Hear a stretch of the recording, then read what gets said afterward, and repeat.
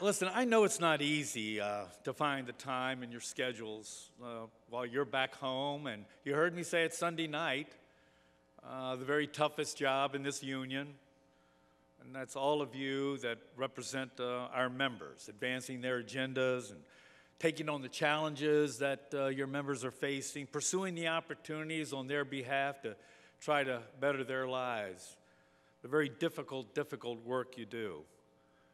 And I also know that you have so many choices, so many forums and programs and conferences. We have a convention coming up, so many things that you could choose from and have to oftentimes choose from to which ones are you going to attend to further your knowledge. So I want to congratulate all of you that are making the decision to be here this week and at this conference, to engage in our effort to make sure that we continue to build a more open, inviting, enlightened, and inclusive profession and union that becomes more and more a reflection of everyone in our great society.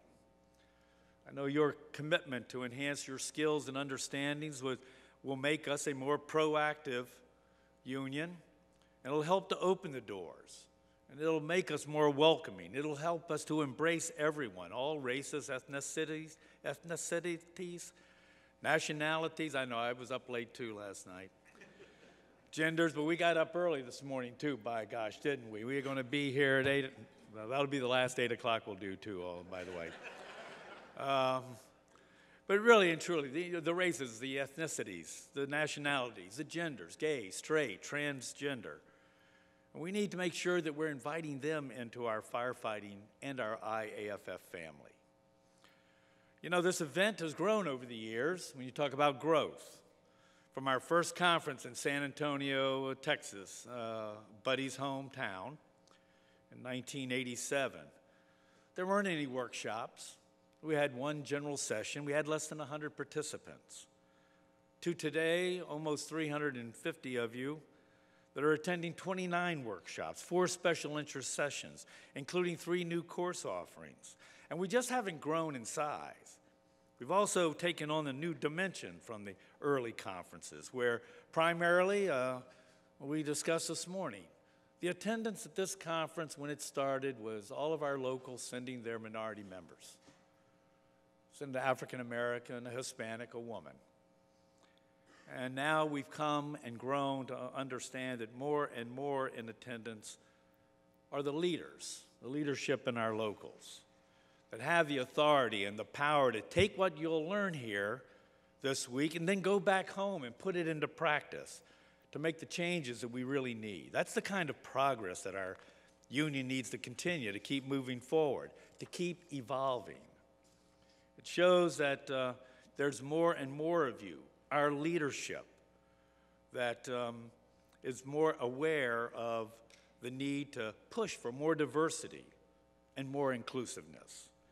And even with that, we all know that we still have a long way to go. We certainly haven't finished this journey by any stretch of the imagination. So the question is the change we're seeing, the change that we're making and pushing for, is it happening fast enough? I think probably the answer is no.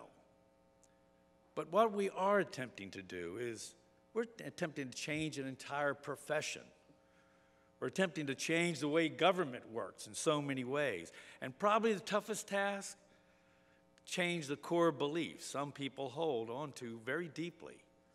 Views they learn through a lifetime of teaching from parents and past generations, from their path and journey through life, where many times they don't have a mindset that accepts what we're doing. This is all in no small task.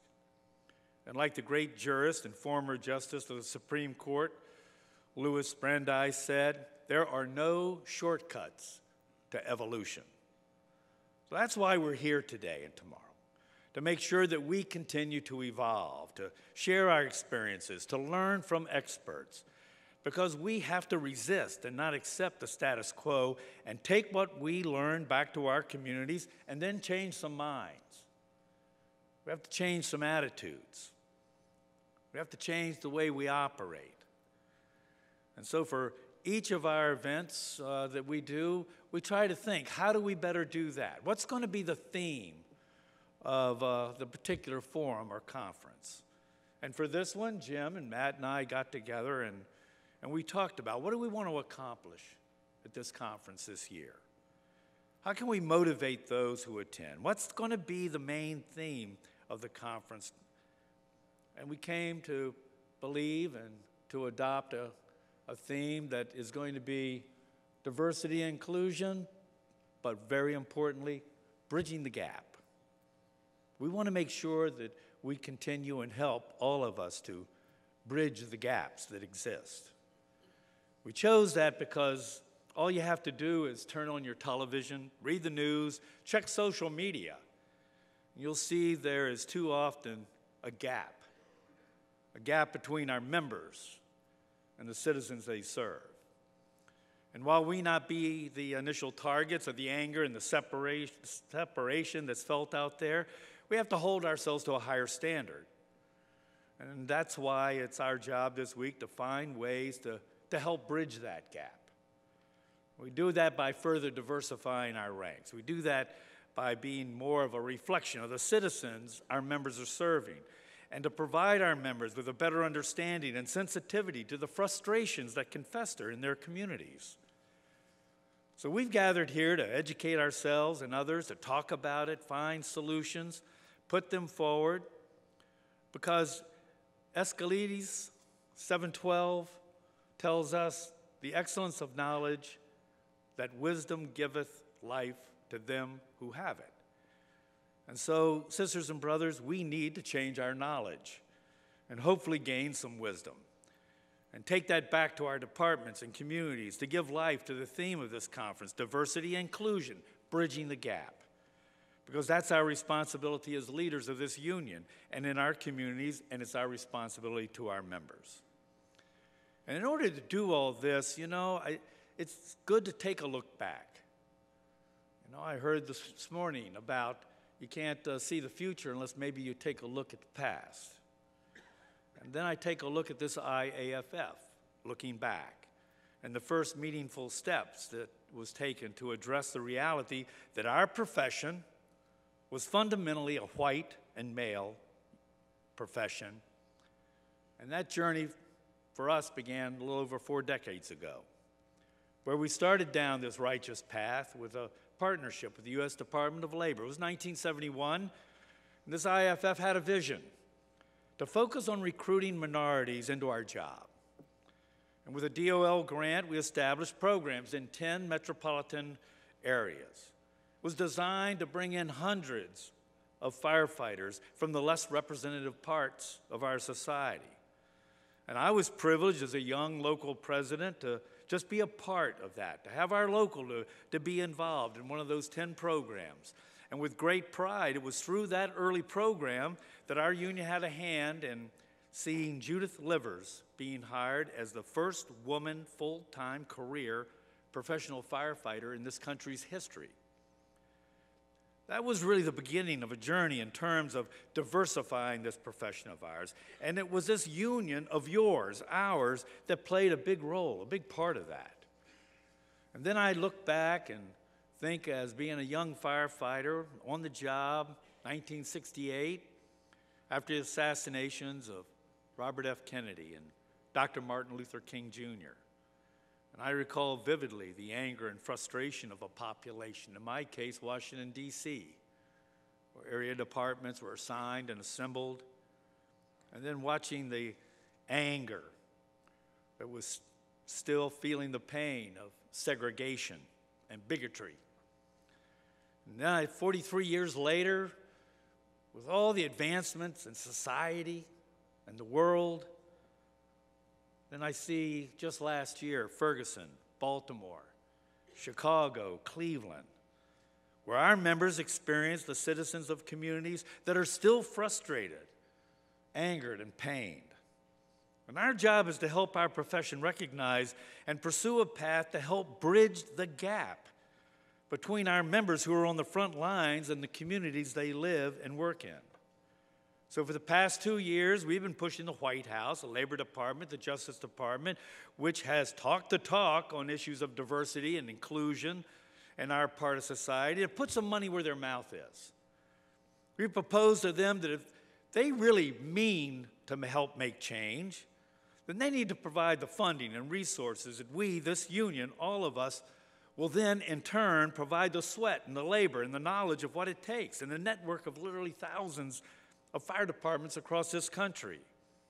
That we will build a recruitment, hiring, and retention program that will finally push our profession to a point where the ranks of our departments become real reflections of the communities they serve, and in turn helps to bridge the gap.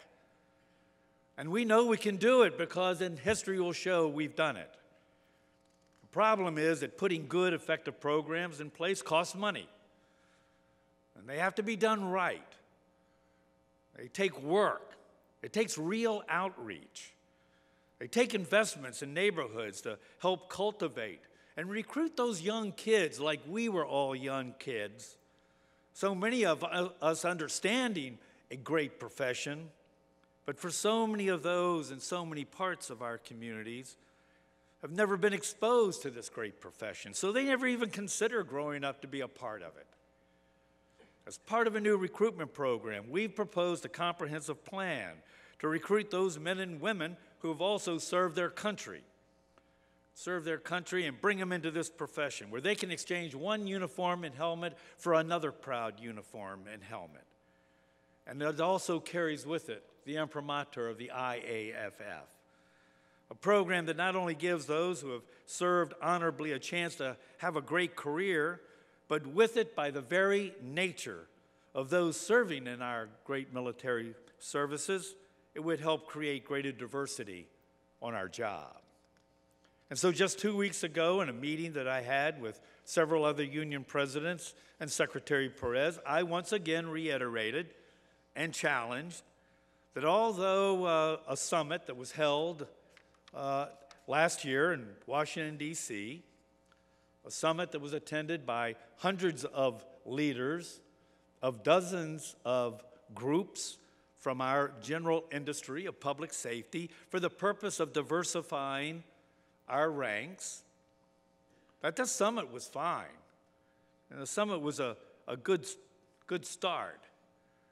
But I reiterated that what we needed was the Departments of Labor and Department of Justice to step up and fund the actual programs we've discussed to advance diversity and improve job opportunities within the fire service.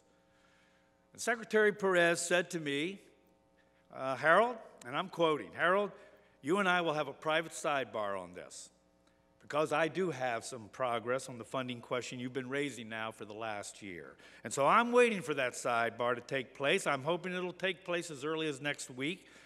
And with more confidence than ever, I believe that when we do next meet, we're going to actually have the resources and commitment to begin this effort and this important work, and we'll all be doing it together.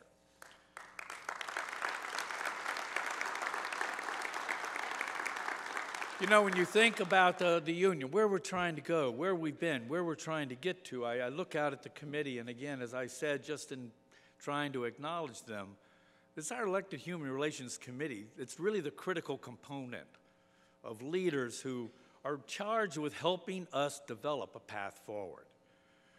Formed after the delegates at 1998 convention in Las Vegas passed a resolution establishing the committee, this committee has set the vision and been the engine for change for all of us.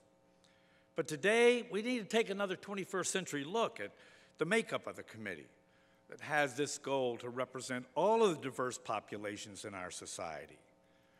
When that committee was originally formed, I guess now 27 years ago, it had 12 representatives, as it does today. 10 from the United States, 2 from Canada. We created back then categories that we were trying to represent the various parts of our society. So we had a category for Hispanic, Black, women, Caucasian male, 2 Canadians, and other. Well, you know, today it's time that we try to reflect today's world. And so based on the times in which we live and the progress that we have made, we're going to change those categories. Our executive board has had a vision and sees the need to reconstitute the committee. And so we're sending a resolution to the delegates at the IFF convention in Las Vegas this August that will change the committee by expanding it first to 14 members, but also trying to make sure that the categories reflect today's modern society. And so I'll just read the resolve to you. That the Elected Human Relations Committee be expanded and updated to include 2 African-American/Black members, 2 Caucasian/White members, 2 female members, 2 lesbian, gay, bisexual, and/or transgender members, 2 Hispanic Latino members, 2 members from our IFF Canadian affiliates, and 2 members at large to cover and provide representation to ethnicities currently not afforded a category: Asian, Pacific Islander, American Indian, Alaska Native, and/or Native Hawaiian origin or descent. Now, some may think that that's not very much of a change, and maybe it's too little of a change. And to some degree, maybe they'd be right. But to me, this is an important step forward, and I like to try to get some progress wherever we can get it. And some may even think that these changes are just flat out too late, that we're behind the times, that we should just give up. But I think we would all agree that that view is just flat out wrong. And we can't let any negative views to stop us from working to get this right, working to do better, working to do more, because like Dr. Martin Luther King Jr., whose birthday we just celebrated on Monday, so famously said, the time is always right to do what is right. And so we're going to keep moving this union. We're going to make sure our 3,400 local affiliates, our 300,000 members across our 2 great countries, and some who have very deeply held traditional and personal beliefs by our members, we're going to try to make that change. We're going to take these steps by step and continue to move forward. And while we're advancing, I promise you that as long as I'm blessed to serve as your general president, we're not going to be silent. We're going to keep speaking out. We're going to keep speaking up. We're going to keep pushing as leaders. We're going to move this union in the direction of what's right. And we will keep working towards the day when anybody and everybody truly has the opportunity to serve in this great profession we call the job and is represented at every level of this IAFF. Now, I want to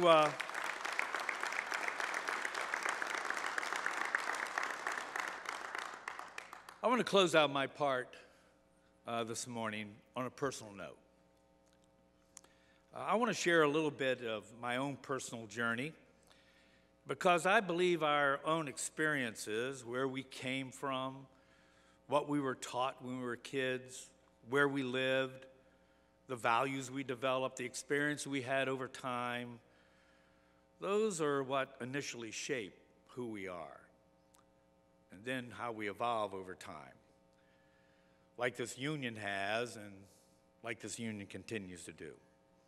And I believe my own personal journey is somewhat a reflection of that. So who am I? Well, Jim told you in his generous introduction how I moved as a young firefighter to the great calling of our union and this incredible position that you've honored me to and allowed me to have, but I'm not going to cover that. And I know my reputation is that I'm all business. Some see in me as not very funny. And some actually believe that I'm socially challenged. I hear that all the time. But believe it or not, there really is more to who I am. I was raised as a relatively poor kid by a single mom from the low country of southeast Georgia. She was a tough old Scot who worked very hard. But wasn't very well educated, the oldest of a big family of 10. and whose family down in those parts in those days were simply known as dirty ankle whites. It was not an environment or a family that was very inviting to those of color. Their view, born out of a segregationist background, unfortunately, was derived from bigotry, prejudice, and intolerance. It was a personal journey I traveled, and I saw the destructive nature of such ignorant views. Eventually, I came to understand and recognize that we really are, in fact, all created equally. And over time, as I evolved, I came to reject the idiom that defined the word tolerance. A word even used in this work in the early years, but to me, tolerance simply was a word that meant I was willing to put up with something. And I came to realize that what we really need were the words that allowed us to embrace and understand words like equality, diversity, inclusiveness. And then I experienced in the last 2 years in my private life 2 very personal occurrences that have allowed me to grow even further. I'm a proud father and grandfather to my son's 2 children, and my wonderful partner Karen's 5 grandchildren, who I love as my own. Like most of you, I learned a lot as my son grew up and became a man.